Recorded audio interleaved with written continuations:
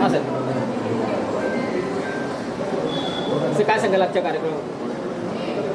गुरु तेग बहादूर सिंगजी यांच्या 350वी शहीदी समागमाचा हा कार्यक्रम आज आपण कोकण विभागामध्ये सर्वत्र आज समूह गायनचं गुरु सरताज सिंगजींनी जो आपण समूह गायन केलं त्यांच्या जीवनावर त्याचा आज आपण गायनचा कार्यक्रम 9 वाजता सगळीकडे घेतला.